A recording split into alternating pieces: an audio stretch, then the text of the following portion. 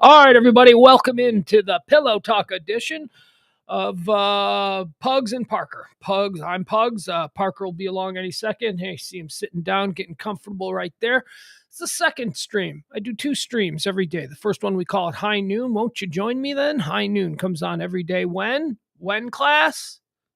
Noon. Noon is correct. Yes, the fat kid in the back. You were right.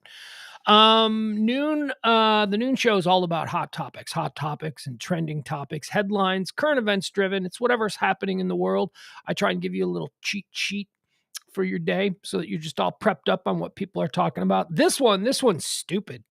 This one's dumb. And Parker's with me. Hi, Parker. Hey there, how you doing? I'm doing good. Would I be incorrect when I say that this one is kind of dumb? This show is just dumb. We do a lot of dumb stuff. We do dumb stuff. Hola, Kenny. Hola, El Gamboa. Hello.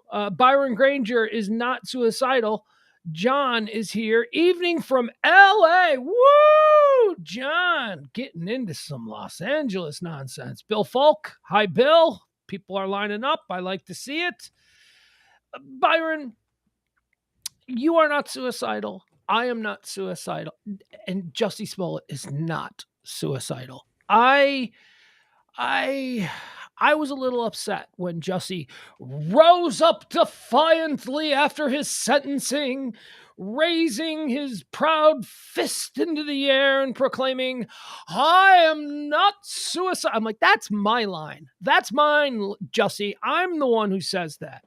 James, was your day completely ruined by 6.5 hours waiting for the judge to drop the hammer on Jussie Smollett as mine was? No, I saw the wasn't something about to come out today, the sentence or something. I didn't really click through. No idea what we're talking about. No, I don't. No, I saw like a Jussie Smollett headline or something. Oh, well, that's all we're talking about tonight. I don't know if you got anything else, but all we're talking about is Jussie Smollett flipping out after the judge drops the hammer on him and sends him to 5 months at 26th and Cali. Woo! Is that jail? That is... Is that 26th and Callan? Is that Chicago speak for jail? Yeah, the 26th in Cali, 2600 California. That's Cook County Jail. Yeah, that is where nobody wants to go. So in Dallas, they call it loose sterrett. Yeah, and exact same thing. Yeah, and in New Orleans, they call it 2 lane and broad. Ooh, yeah. Well, in Chicago, it's 26th in Cali. You know, we're gonna take you down to 26th in Cali. And it sounds so cool when you say it like that. You know, it's better than being you're going to be incarcerated for a period of time. You're going down to 26 in Cali. We are going to you are going to be remanded to the custody of the Cook County Detention Center at 2600 South California Avenue. Yeah, no, that doesn't sound good. 26 in Cali sounds much better. Yeah, man. Oh, so I get to bring you up to speed on how excellent today was. First of all, the judge had crazy hair. The judge had some crazy... Like Phil Spector hair or what? Yeah. Don King or... All right. So it didn't rise to the level of Phil Spector or Don King. But it was... What were people saying? There were some people in the chat room today. We were watching it during the High Noon show. Some people had called it out and they said that he's got blank hair. And they were right. Do you remember, Byron, you were here. Blank hair. I don't remember who it was. They said that guy's got hair like, and I couldn't I don't know. Somebody in the chat room will remind me. But I said it's a wig. That's a wig, baby. There's no way that's his real hair. That judge. Although then I started to ponder, the judges that I've known. And judges are weird, especially judges who are like, this is a Luke Skywalker.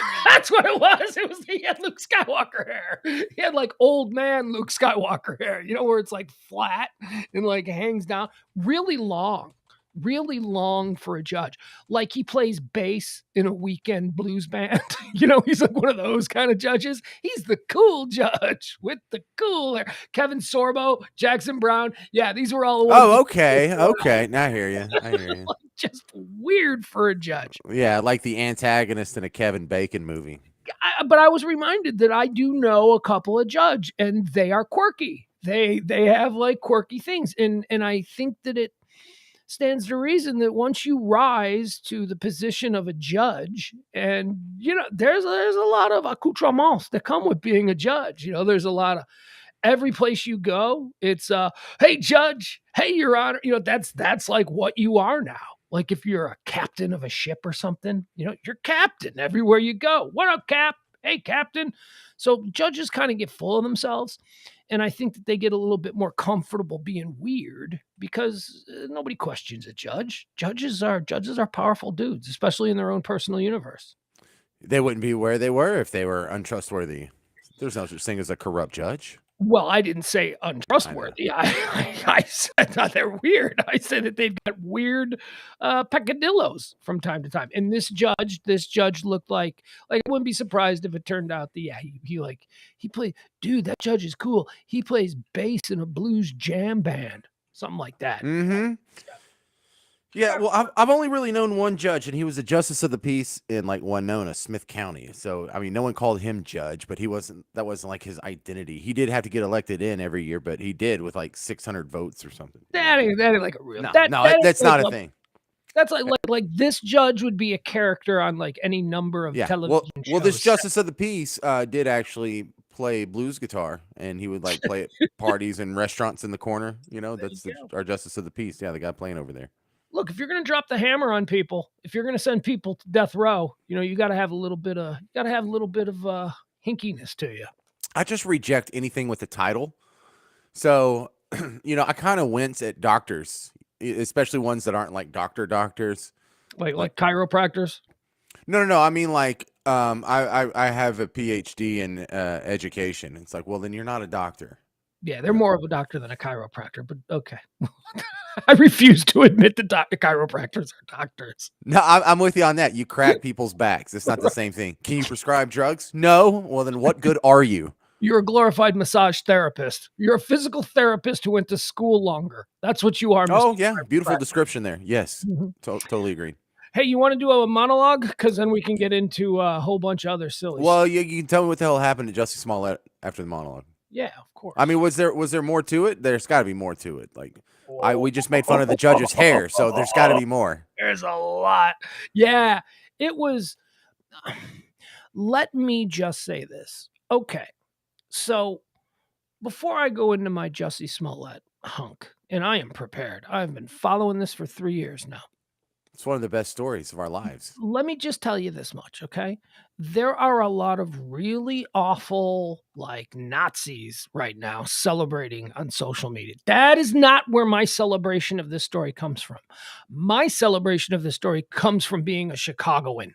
This guy told a BS story that every single person who lives in that city went from the very beginning, it was like a story that was conjured up by a guy who didn't know this. I'll go into all of my reasons why, but I mean, black, white, Asian, Hispanic, it doesn't matter. This is not a color thing about the people in Chicago. It's when this guy unfurled his story, we all went,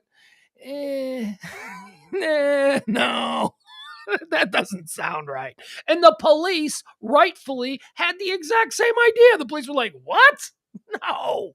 Streeterville? You're saying that there's a bunch of MAGA people beating people up for being gay and black in Streeterville? This is what you're going. I mean, none of it checked out. None of it made any sense to anybody. And on the night of the polar vortex, it was 50 below zero. There was nobody on. You're telling. We'll get into it. There's a whole bunch more to go into, but this guy, and then he just started trashing the police department. And he started trashing the crime in the city, which is a very real issue that we Chicagoans take very seriously. However, the crime in the city does not happen in Streeterville. It just doesn't happen there. It's not, there is crime in the city, but it happens other places far away from street. You might get like your feelings hurt. Well, I mean, what I'm saying is it's a very well-to-do downtown tourist area, and it is heavily covered with cameras and police. You cannot have tourists being accosted, and you certainly and the people who do live there, they're very wealthy. It's like very well. You don't have we'll get into it. We'll get into all of it, but for me, I'm just, look, I don't want. I'm a middle-aged white guy. I don't want a middle-aged white guy to be seen celebrating that some black gay dude got sent to prison for something that maybe other people wouldn't have gotten sent to prison for. But there's much more to it, and it has nothing to do with his sexual orientation, or at least not from my perspective. It has to do with this guy just taking a shit on my city and trying to make it seem like it is. We already have a bad rep for other things. This is not something that happens in our city. We well, never mind, but I'll get into it. Don't make me go into my whole Chicago is the capital of Black America. Okay, we do not have this kind of crazy. This is mega country. Wait a second, you're telling me that two white guys in Trump hats were screaming, "This is MAGA country" in the middle of Streeterville during a polar vortex? 2 in the morning. Yeah, 2 in the morning. Yeah, And they recognize a guy from Empire. Sure. and they're Empire fans. Yeah. And they know enough about him that he's also gay and a Democrat or something. So What exactly? it's a lot going on.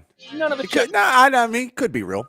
All right, ladies and gentlemen, please welcome to the Comfort Nest Lounge, high above the 1%er compound in beautiful downtown Highland Park, Texas. He is a man of 1,000 voices. He is a comedy sensation known the world around. He is James McDermott Parker. Dermot. Yeah, I don't Thank know. you. I didn't have anything. No applause? What's up? There you go. Sorry. There you go. Well, good to see you too, crowd. All right. Hey, over in Russia, McDonald's has closed its restaurants. And this is shaking up Russians who are finding themselves scrambling to find really unhealthy alternatives. Whoa, there you go. Starbucks has closed down in Russia too because a cup of coffee was selling for 3 million rubles. It's an inflation joke, kind of a currency exchange, foreign exchange joke. There you go. That's all you get. Yeah, well, maybe we have a dumb audience. Today in Warsaw, Vice President Kamala Harris will meet with Polish President Duda. And you know Duda's first name? It's Zippity. You know, Zippity Duda. Oh, my God. Hey, well, do you know what his favorite song is? Duda Looks Like a Lady. Okay. Got any more puns, or you probably thought of one since then? No? Move along. Oh, I know that when they left the restaurant and they asked the valet, "Duda, where's my car?" There you go. All right, hundreds of companies have suspended their operations in Russia, not just Starbucks and McDonald's. The latest is Bravo. They canceled the Real Housewives of Vladivostok. Eastern port humor. All right, a 57-year-old man who was the first person to receive a heart transplant from a pig 2 months ago, he just died. So, hey, the good news is he survived with the organ for 2 months, which was 2 months longer than the pig. That's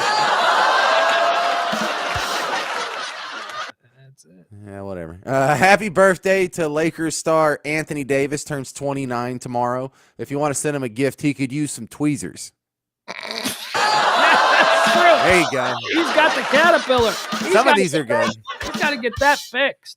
Sometimes the jokes are good. On this day in 1876, Alexander Graham Bell made his first phone call to his assistant, Thomas Watson, saying, "Watson, come here. I need you. Some important information about your car's warranty."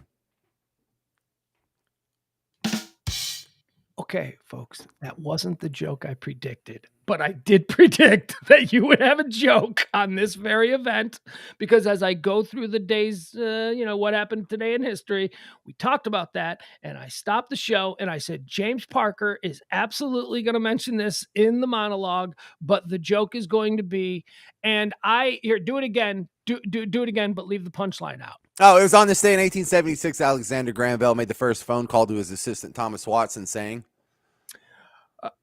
Oh, no. You could go, see, I thought you were going to say what he said. So Yeah, this is come here, Watson. I need you. come here, Watson. I need you. Yeah, that's I what have some important information about your car's warranty. Yeah, okay. So say everything except the important information about the car's warranty, and then I'll tell you the joke I predicted. Oh, okay. Watson, come here. I need you. And Watson replied, "Who dis? New phone." Oh yeah, new phone. Who this? Yeah. I can't believe it was so close. I know Jeff's close, and I know not quite, but Yeah, same feeling, same yeah, energy. yeah. It was also on this day in history, 1910, China officially abolished slavery. No word on when they're going to abolish unofficial slavery. Which, thanks for my Nikes, guys. You're doing a great job. And finally, you might want to try and guess this one, Jeff. Or Jefferson Glenn Wright the Fourth. Happy birthday, Dean Torrance, Jan and Dean. I don't want to say he's getting old, but Here we go. yeah. I don't want to say he's getting old, but he's no longer into surfing. These days, he's into combing the beach with a metal detector.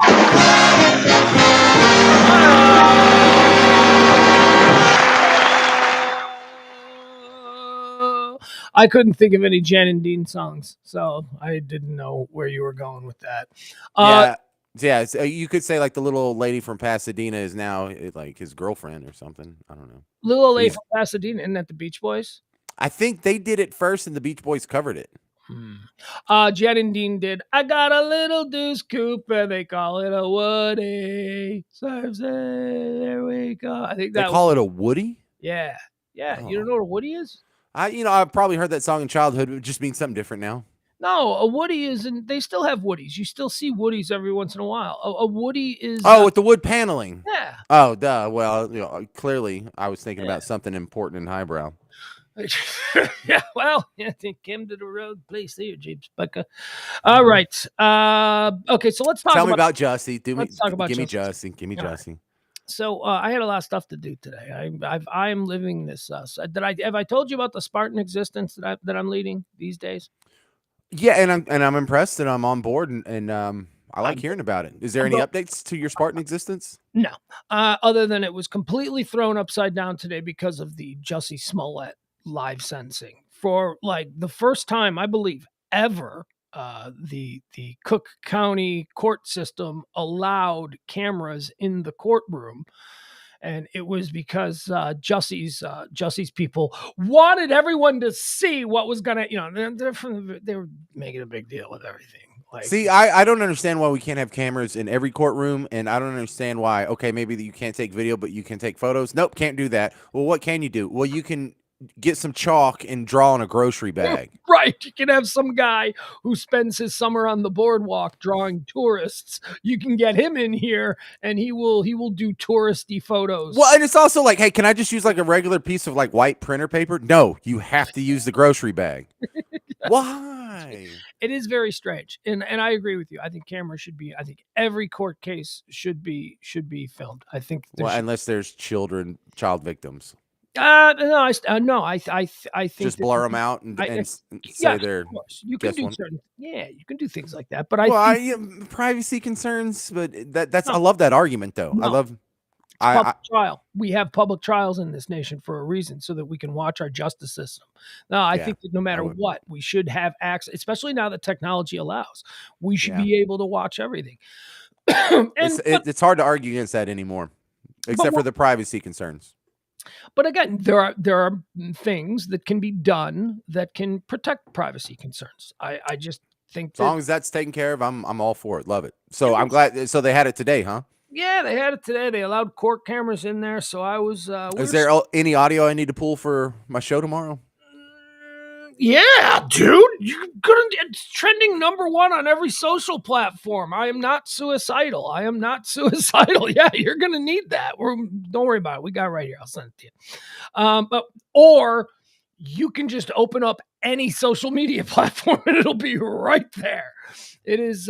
It was the big. It was the big finale. It was the big thing that we nobody expected. I didn't expect it.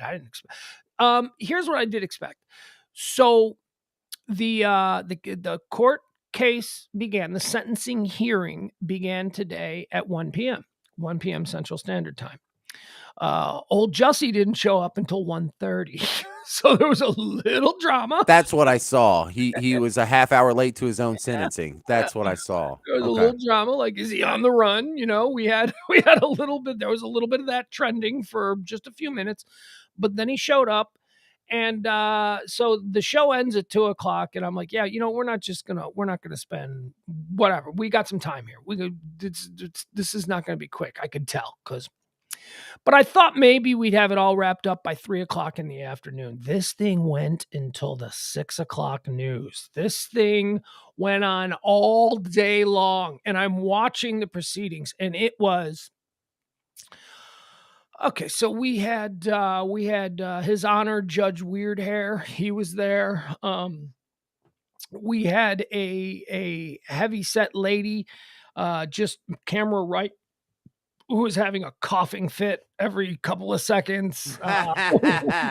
We had an appearance by we had name checks of Jesse Jackson and even Samuel L. Jackson and his lovely wife Latanya were brought up during these proceedings.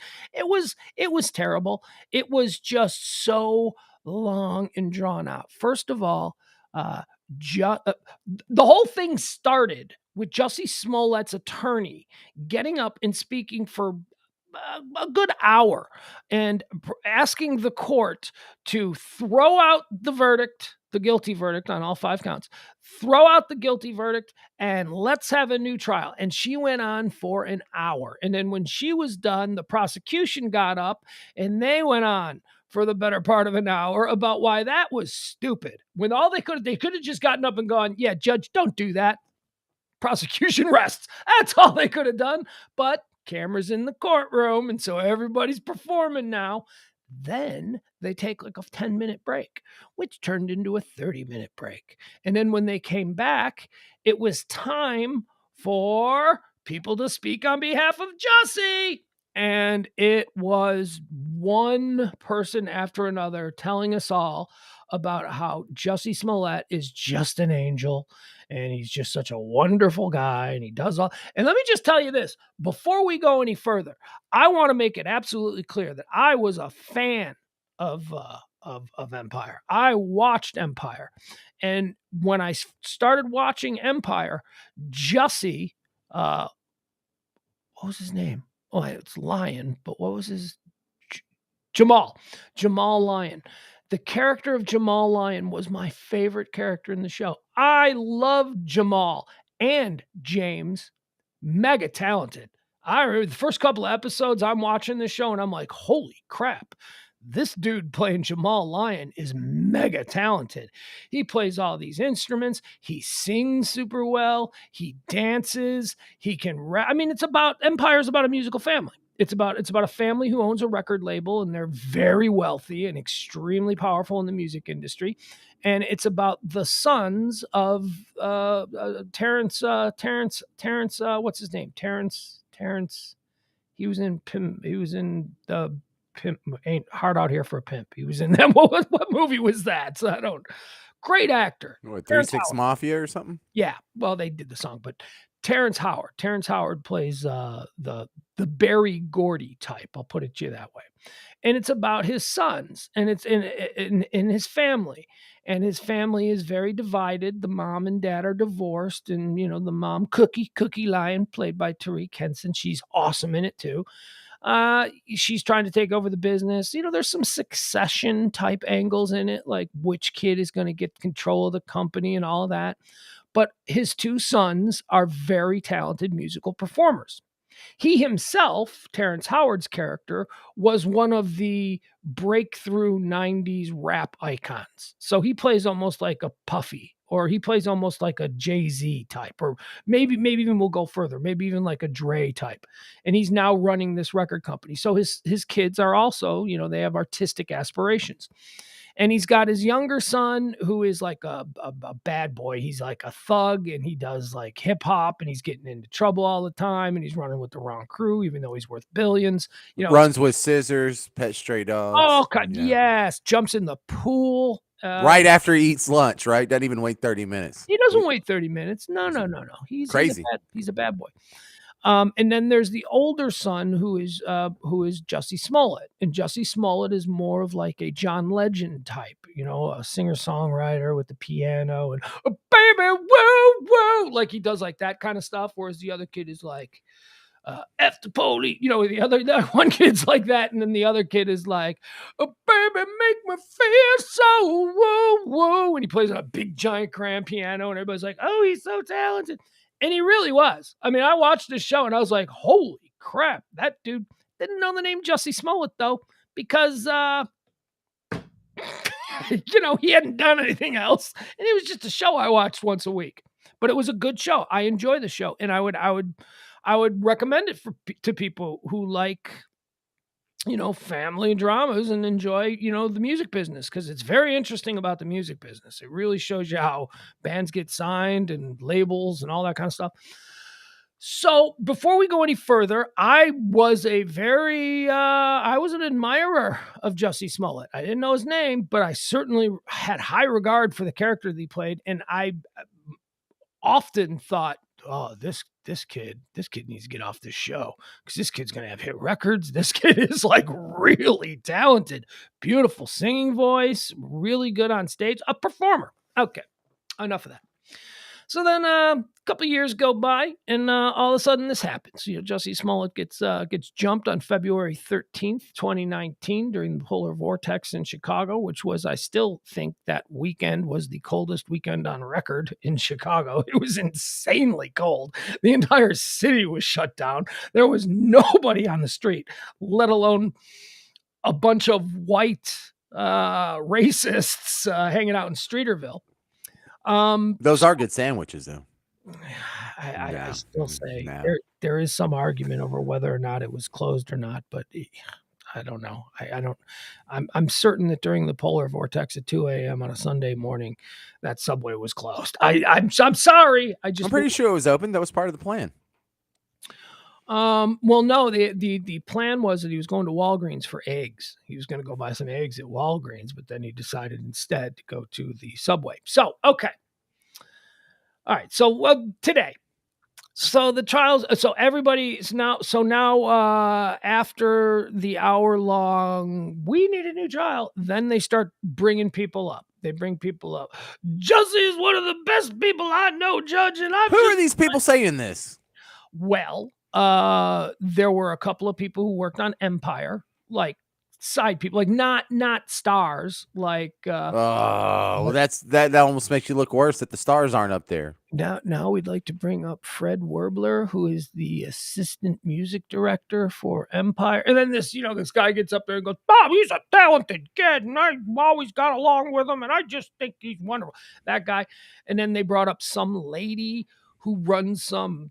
She was okay. So she was a 62-year-old woman who runs like an organization that does high dollar charity things. Like you'd come to her and you'd go, we need to cure childhood diabetes. What do you got? And then she would like set up this like really fancy charity auction, like where she would give things like you can go into a recording studio with Jackson Brown.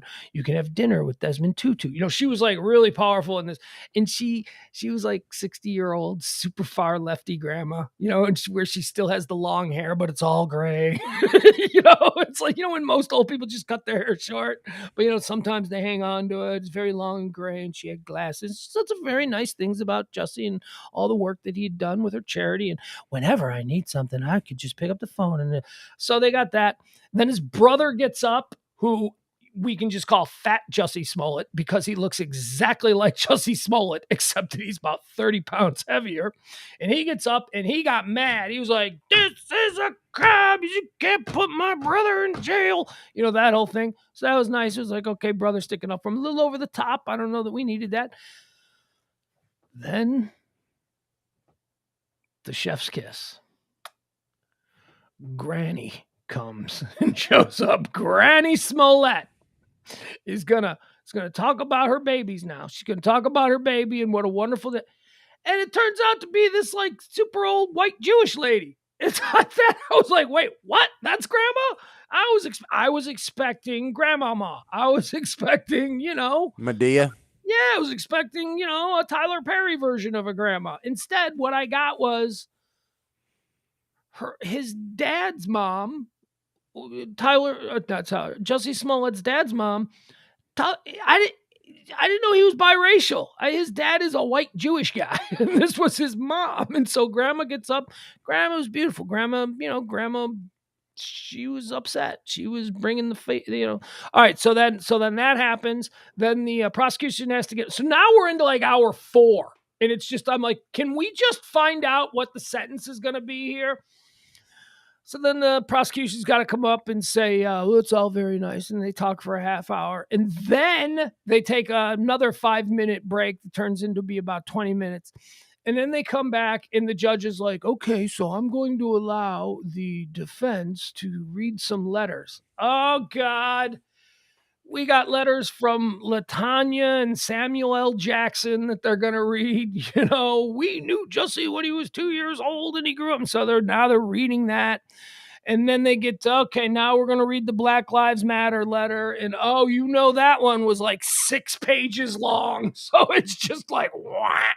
Then they're going to read the NAACP letter, and that's 5 pages long. And I'm like, come on, this has got to be ending. And then they go, this is from Jesse Jackson. And I'm like, well, this ain't going to be short. There's no way Jesse's letter is going to be just like 2 paragraphs and have a good one, Judge. No, that one was long. It went on forever and ever and ever. Then the prosecution got up again, and now we're into like 5 hours, and I'm like, okay, this is it. This is it. They're done. And the judge is like, are you done? Are you done? And they're like, yeah, so we're ready, Judge. And he's like, okay, well, I'm gonna take a 5-minute break, and then we will come back. Yeah, this is 5:35 p.m. I'm gonna take a 5-minute break, and then we'll come back, and I will do the sentencing. So we're like, Well, I don't feel nearly as bad because you're like, how'd you miss this? Well, no, you didn't have to watch it all. I mean, I was expecting. All right, so 5 minutes at 5:35 then turns into 25 minutes. So this just happened 2 hours ago, huh? Oh God, yeah, 3 Okay. hours now. Yeah, 3 hours at this point. So then we learn that the judge has decided that he is going to wait for the 6 o'clock news to go live before he comes on. Because Judge Freaky Hair, he wants to be on nationwide news because they're all going to, so he's going to, now I'm like, we said 5 minutes and now it's coming up on 6 o'clock. Sure enough, 6 o'clock, he walks in. Yeah, I've had CNN on. Breaking news. They go live to it. All the local Chicago stations are going live. And that's what this dude was waiting for. It's like, I'm surprised he didn't come out. Can't blame him. A T-shirt that promoted his band, right? He's smart to do it. It's like, it's his moment. Mm-hmm. He works in the Cook County court system. He doesn't ever get on TV. So he waited. And then the judge talked for like 45 minutes. It was like, I'm going to go through this piece by piece. It's like, no, Judge, don't, Judge. He goes on to talk about the night. He goes on to talk about the police investigation. He goes on to talk about the proud citizens of Chicago. He goes on to talk about something the defense said once. He goes on to talk about the prosecution. And he's like, and the next thing that I want to say, and I'm like, whoa, what are you talking? Seriously, James, it is going on and on and on. And I'm like, well, you just sentenced this guy. So then he finally sentences. But before he gets to the sentencing part, he talks for another 20 minutes, James. He's going to now talk about his thought process and all the things that influenced this decision. And finally, he got around to it. Oh, there were things that the judge was saying. It was okay. So the judge talking about how he came to his decision was pretty cool because I was in a chat room. I was in a YouTube chat room with a bunch of people watching it, and we were really enjoying it. We're like, oh, dude is going to drop the hammer. Like he kept giving little signals that he was angry, that this judge did not like the fraud. And he went on and on about the real victims of hate crimes and how these actions, really hurt people who need to be taken seriously and all of this stuff. Oh, At one point, he said, this is where you knew it was going to be bad. The judge looks at Jussie and he goes, I wrote this down because I want to make sure I had it right. Mr. Smollett, we see you enter your apartment building's lobby, and as you came through, the security cameras captured you with the noose in your hand. And then the next time we see you is when Officer Muhammad of the Chicago Police Department shows up at your door. His body camera shows you now with the noose around your neck. Mr. Smollett, you put the noose around your neck. Why would you put the noose around your neck? And when we see you in the lobby, that noose isn't cinched. That is a loose noose. And everybody in the chat room laughed. We're like, loose noose. Yes. But when the police officer shows you on his body cam, you have not only put the noose around your neck, but you have tightened it all the way up. And I'm like, yeah, this judge is not this. I mean, seriously though, how damning is that? This dummy walks into his apartment building. He's holding the noose, and it's a loose noose. And then the police show up, and suddenly the noose that he was holding is now around his neck on a different set of video, and it's tightened. What? Oh, no, that detail is everything because that I remember when I first heard the story, I'm like, oh, well, he's lying. He was wearing when the cop showed up. Okay, he's lying. But and then months later, when the police body cam footage came out, you can tell that's when the cops knew. Like they were kind of sketchy going in there anyway. They're like, you went to get sandwiches at 2 a.m, polar vortex. So then they show up, and he's like, he's like, oh yes, they put a noose around my neck. He's like, yeah, but you still got it on. You know, I can't do a Chicago accent, but like just immediately you can tell the cops like, what the hell? If you were truly a victim of some kind of a crime and this noose was put around you, I couldn't get it off fast enough, right? Maybe it would be laying on your couch, right? Because you knew that you had to keep it for evidence, but it wouldn't still be around your neck. Well, and who the hell is running around with a piece of rope that's the perfect length and the noose tying acumen? Where they hold them down while they tied it, or they tie it in advance, so they just been walking around with the noose looking for a dude to put it on? That's another thing. The reason that we've never seen the reason we've never seen any footage of the actual incident is because Jussie Smollett, they had done a drive-by the week before. They had done a drive-by the locations. Dry run. A dry run. Yes, a dry run. And Jussie made a point to tell the Ogobaye brothers that, okay, so it's got to happen right here because see those cameras? And he pointed to all the security cameras. He wanted to use that on his social media. He wanted to show. And that's why he kept saying, and I fought him off, right? Like big this man. This gay boy fought back, yeah. Big, tough guy. Except those cameras were pointed in the wrong direction. He didn't know how the cameras were, so he just thought they were pointed at him, and they weren't. So there is no footage of it. He's like just out of frame. You can't see it go down. So that's another thing that the judge talked about. The judge talked about the cold, the polar vortex, about how any Chicagoan knows the minute we heard. Yeah, but why do we need to hear this from the judge? Shouldn't he just shut up and tell us what the sentence is? Well, I think because this is such a high-profile case, and there are, like it or not, and I do not like it, but there are racial implications with however this came down. And I think that because he knew what he was going to impose as far as a sentence, he needed to be as clear as possible about what informed his thinking. So for that, I kind of get it. So here's what he got. Here's what Jussie gets. Jussie gets 5 months in county lockup. He has to pay $125,000 in restitution to the Chicago Police Department. He has been punitively fined on top of that $25,000, and he must serve 34 months of probation. And then, okay, so the judge gives him all of that stuff, and he says, is there anything you want to say? And this is what we get. This is here. I'll pull this up now.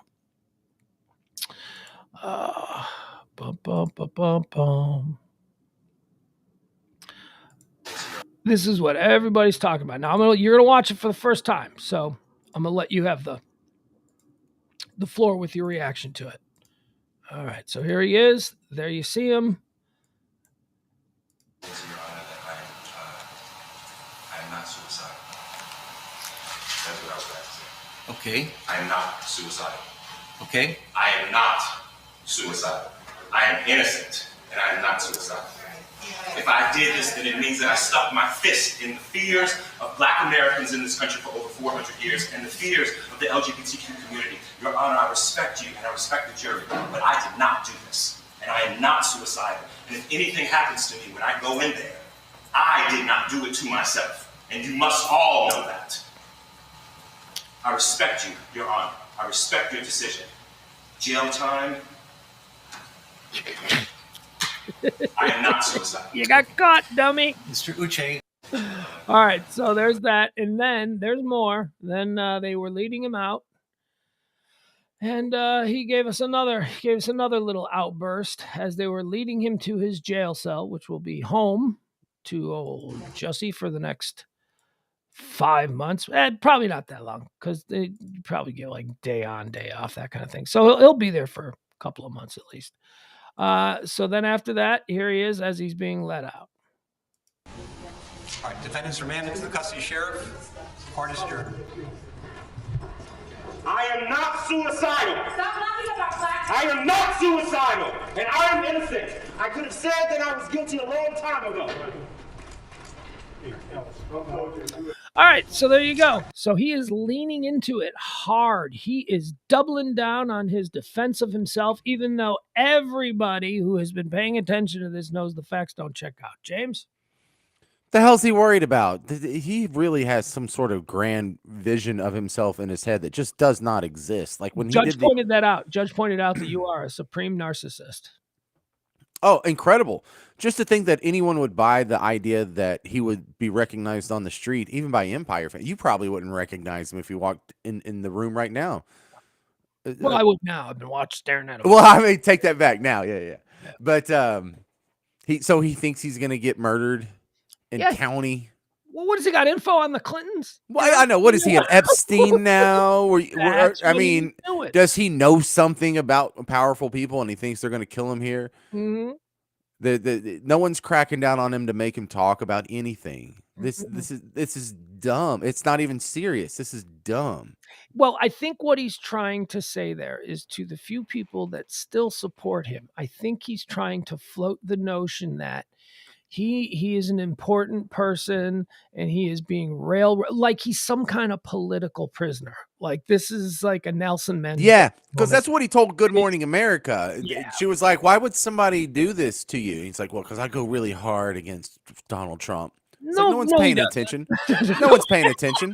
Nobody's paying attention to you, Jussie. We didn't even know your name until you did this. You were just, oh yeah, that talented kid from Empire. Nobody knows your name. No, because I go hard. And yeah, and this was all, he specifically blamed it on white people, which, I mean. Hey, I do a lot of stupid stuff, but you can't pin this on me. Yeah, but that's also such a bad look for somebody who, is so interested in race relations and all that stuff. I mean, he tried to start a race war. He basically tried to start, he tried to create an even bigger divide between people of white and black skin.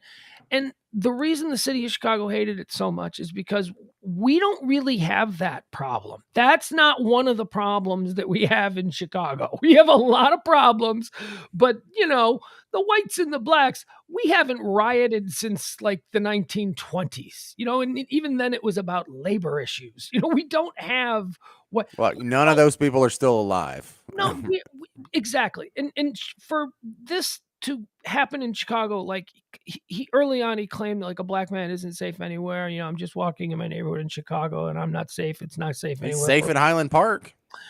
Well, I don't know. If you went jogging now, I bet police would stop. I bet it's different kind of issue.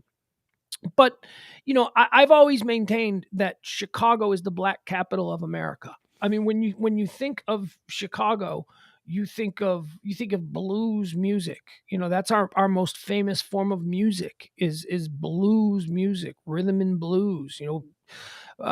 When you think of like our greatest icons, it's Oprah Winfrey and it's Michael Jordan and it's Earth, Wind and Fire It's Kanye. You know, I mean, these are the people that are known to become, and I haven't even mentioned the Obamas yet. I mean, Chicago is America's black capital. And when he tried to make it seem like a black man isn't safe in Chicago, everybody went, it's a bridge too far, dude. That is, you can't sell that shit here.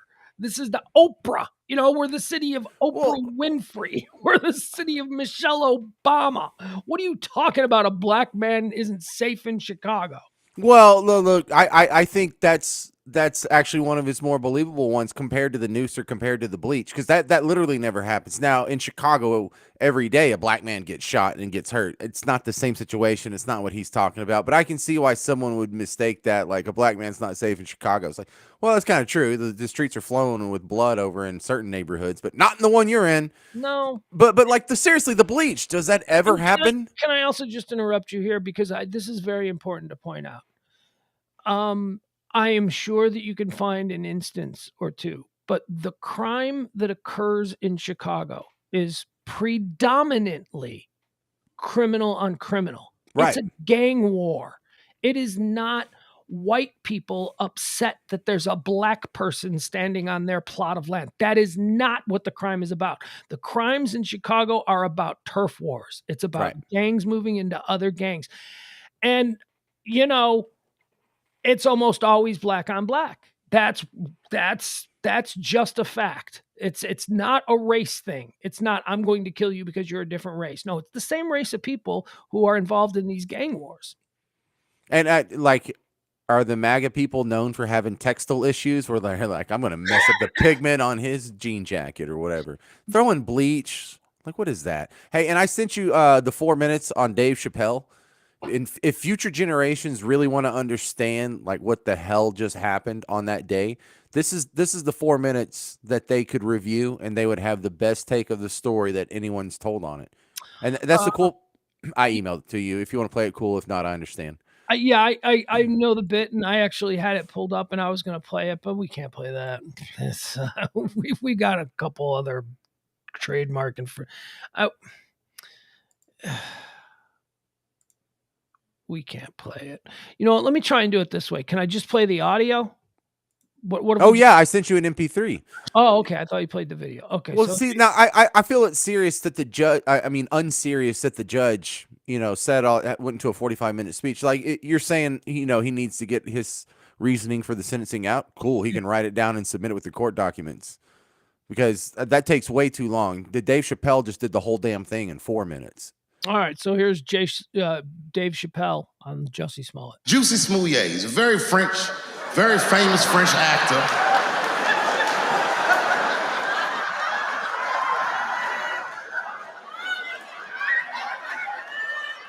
Y'all never heard of Jussie Smollett? Jussie Smollett is an actor from France.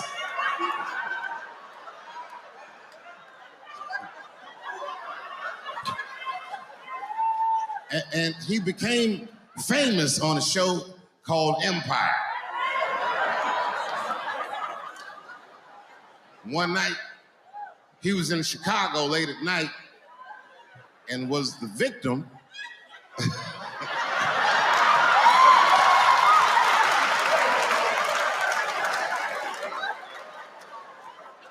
he was the victim of a racist and homophobic attack. You see, Jussie Smollett is gay and he is black, not just French.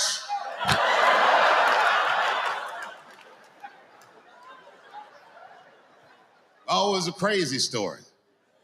Apparently, when he was walking down the street late at night, two white men came out of the shadows with MAGA hats on and beat him up.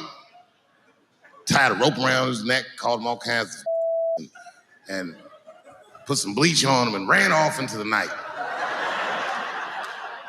International news. And everybody was furious, especially in Hollywood. It's all over everybody's Twitter feed and Instagram page. Justice for Jussie and all this.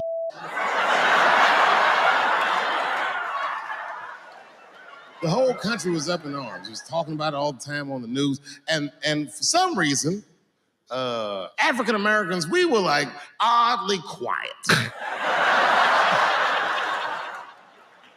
We were so quiet about that the gay community started accusing African American community of being homophobic for not supporting him.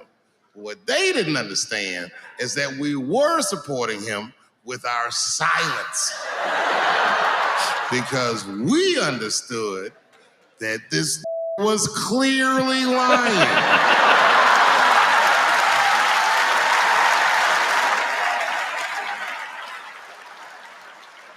None of these details added up at all. He said he's walking down the street in Chicago and white dudes come up to him and say, "Hey man, aren't you that from Empire?" Does that sound like how white people talk? No white people, they don't talk like that. It sounds like something that I would say.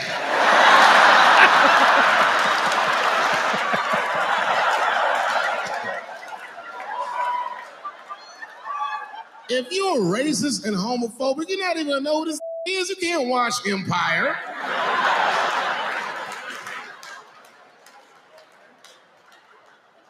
Black people never feel sorry for the police, but this time we even felt sorry for the police. Can you imagine if you was a police veteran taking this kid's police report? Okay, Mr. Smouillet, please tell me what happened.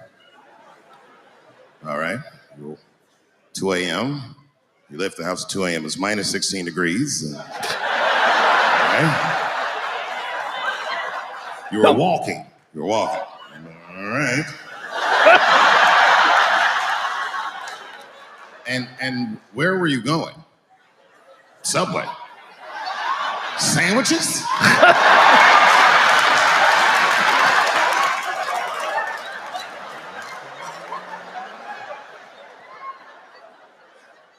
That's when the men approached you? Did you see them? Do you have any? Okay, what they have on? MAGA hats! MAGA hats on in Chicago?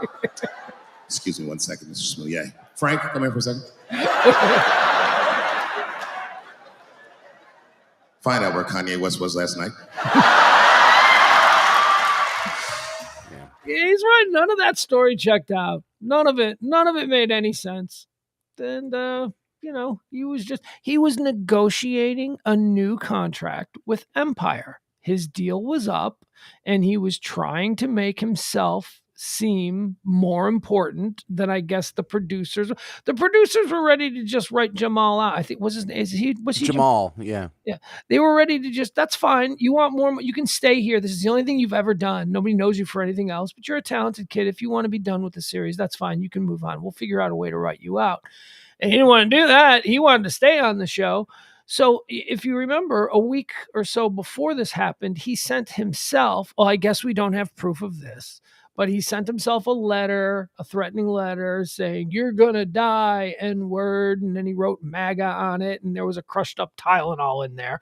So they had to close down the set. They had to bring in a hazmat because, they don't know what this crushed up dust is that's inside this letter. And he then he used that incident to kind of show, or at least try and prove to the producers of Empire, see how important I am, see how you need me here. I am a high profile person.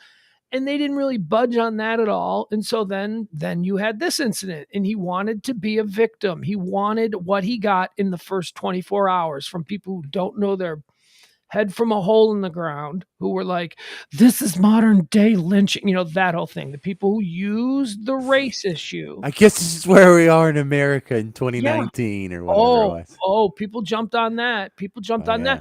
And when this was all happening, there was in credit where credit is due.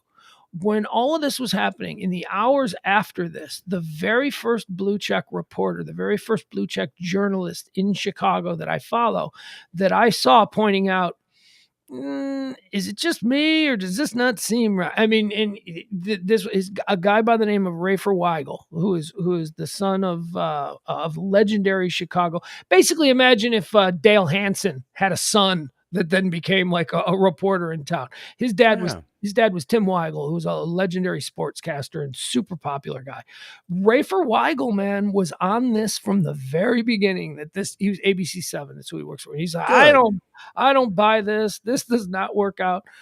And then, we started talking about it amongst ourselves, and we're like, none of this checks out. No. A few different details than what Chappelle just offered, but it was stupid from the beginning. It's like, this does not happen. This didn't happen here. Yeah, I'll do for 1,000 reasons. All far too perfect. The real lesson here is how for almost 2 weeks there were a lot of people that believed in it and were passionate about it.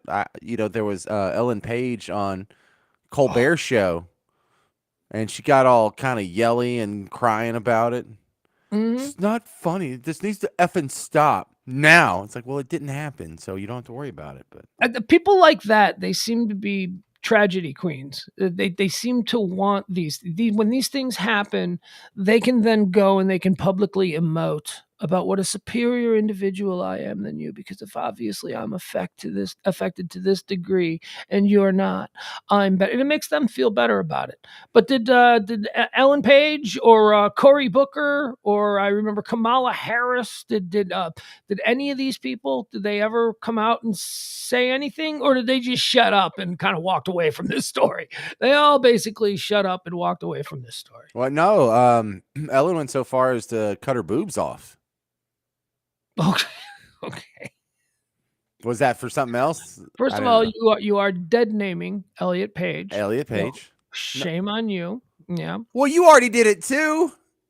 I did, but I at least try. I try to be good. I try to be respectful. Not you. You're the other way. Well, no, when she said that on Colbert, she was still Ellen.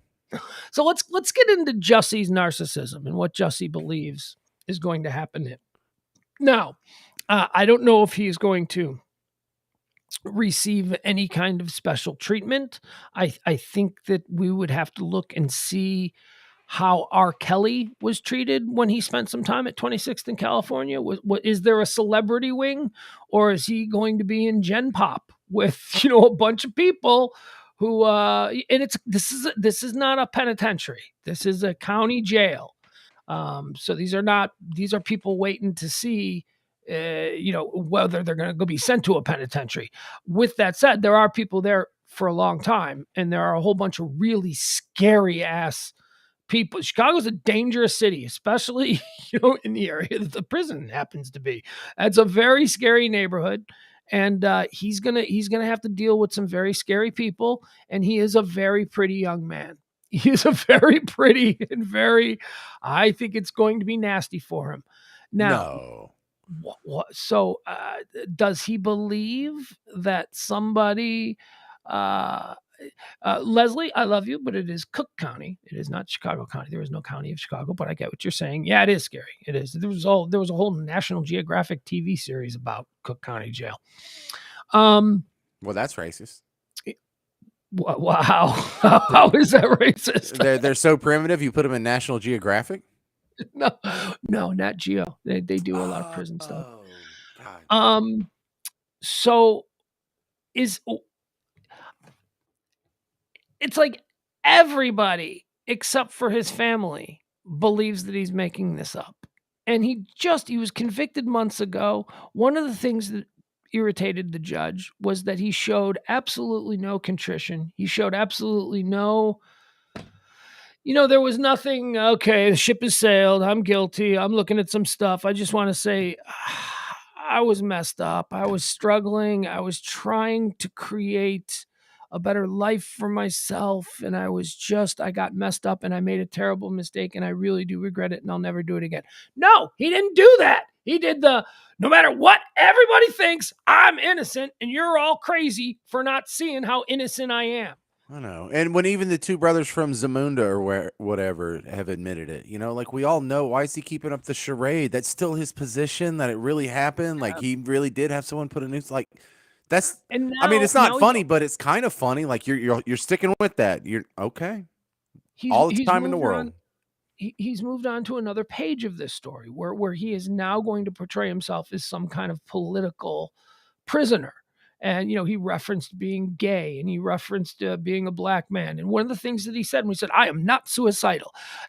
400 years of this happening to black people. And I believe that that's true. I believe that the American justice system over its history has been incredibly unfair to people, minority people, and black people most recently. But my God, here he goes again. He faked a hate crime. You know, there are people who are really victims of hate crimes, but he saw an avenue where he could benefit from a hate crime, so he faked it. I And mean, now, kind now of. he sees go ahead. Well, not it. This doesn't belie your point any, but some of it's like no one's getting bleach thrown on them, no one's getting a noose put around their neck, so he faked like crimes that aren't even like a thing. Yeah, So and he's and he stepping was on all these. political about it by specifically calling out Trump. It's Yeah, like MAGA he country, was sure. trying to check all the boxes. He Check too many boxes. specifically said they were white guys. He knew they were white guys when he, in fact, knew in reality that they were black guys that he hired because he was there with them. But he specifically went racial, trying to divide. I mean, there truly could have been serious racial incidents surrounding this if the story had been a little more watertight. And it wasn't. There was no racial problems because everybody, black and white, went, we're not going to fight over this, right? We all No. agree this is crazy. And everybody was like, yeah, this is crazy. This dude is nuts. This did not happen.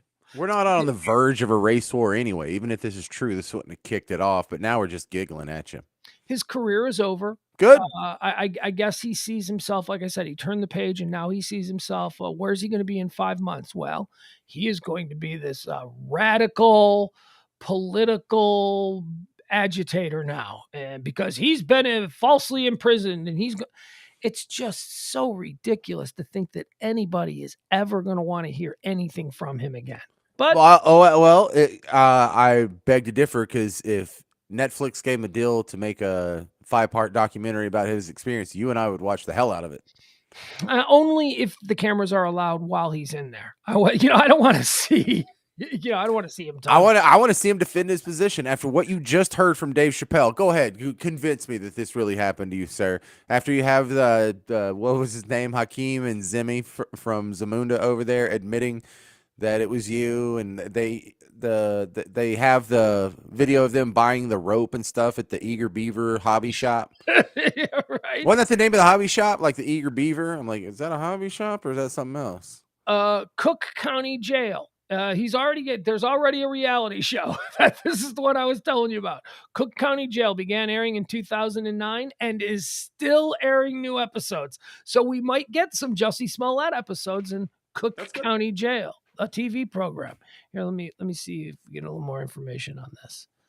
Let me see here. Thing is, like, this is what happens when you mix like hyper megalomania narcissism, because the whole I'm not suicidal, dude, you're not important enough for the elites or the Rothschilds or Bilderbergs or whatever of the world to kill. Exactly. Not at all. No one cares. The Clintons don't have you on their hit list or whatever. That's stupid, dude. You're not that important. But you're mixing that level of narcissism with being stupid. He's not intelligent. I mean, there's a lot of holes to this story. He went way too far, and his little the Nigerian friends didn't help. You think they would be like, dude, the noose and the bleach and the MAGA hats? Like, he's attractive. He was young and successful. He was on TV. Yeah, he's a real piece. He's a real piece of work, I imagine. This is not a guy who you want to be stuck in an elevator with.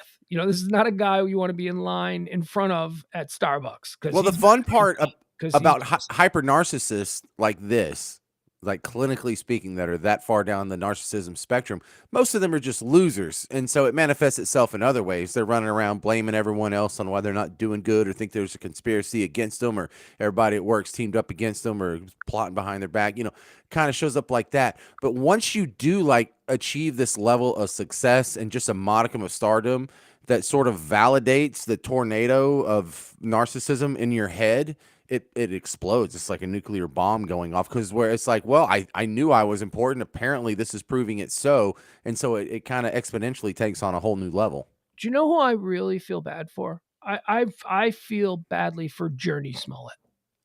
Journey. Which one's that? Journey's his sister. Journey is his equally very talented. Journey was Crash's girlfriend on Friday Night Lights. Journey was in she was in the HBO series. That's right. Yeah, That's right. she's a beautiful, young, talented actress who unfortunately has a brother who is just kind of, I hope none of the shrapnel from the explosion of his career bounces back on her, because she's terrific. I like her as an actress. She's in that new, or it was just canceled, but she was one of the stars of that HBO series, Lovecraft Country. She was so good in that. She's good in everything she does. And she hasn't been speaking out much. I mean, I think even on some level, she's got to be so angry at her brother. She's like, you have Oh, she knows he's stupid. She grew up with him. She's like, he's stupid. Yeah. Destroyed our family name. Well, thanks for catching me up on the Juicy Sommelier. There you go. Now go read everything you can, because it's certainly going to be a hot topic in talk radio. I wonder if he's suicidal. He is not suicidal. Oh, he's not. Okay. So just the idea that he's trying to equate himself with Epstein. Like he's got, first of all, what you did isn't even nearly as bad. And secondly, your friend, no, you are not friends with the kinds of people. You have nothing. You have nothing that anybody wants to hear. Was he suggesting that he knew things? Was that it? Did his narcissism compel him to sort of elevate his stature as, I'm just not someone going, I know things, and if I'm not suicidal, if I die, I am not suicidal. What did he ever go to Epstein's little kiddie rape island? I don't think so, because that was all straight pedophiles. There wasn't a whole lot of gay stuff going on there, right? That was all straight people, I guess. Yeah, that's if you want to call pedophiles straight, I think they're a whole nother. Well, category. For all his foibles, pedophilia doesn't seem to be one of, in Jesse's quiver. Not that we know of. No, absolutely not. So, all right, James, thank you so much. There he goes. James is out of here. All right. We will be back tomorrow for the High Noon Show. Topics, headlines, everything that we feel you need to know about, you can get it right there. Comes on noon Central Standard Time. Topics. Hot takes, hot topics.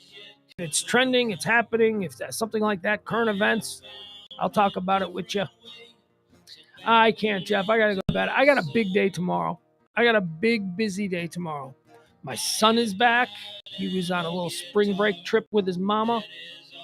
So I get to pick him up tomorrow. So we're going to have a cool-ass weekend. We might go to the St. Pat's Parade. Oh, that's what I wanted to talk to James about. Well.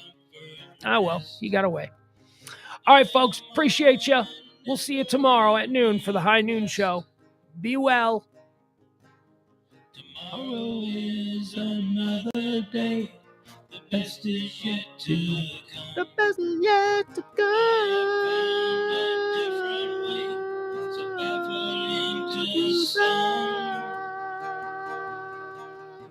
I can smile a little now. So smile. Things are going good. He says it's going good. Always had to be on guard. That is understood. It's understood. Down the road I'll travel, far from the comfort nest. The love. I'm on a never-ending quest. Is on a never-ending quest.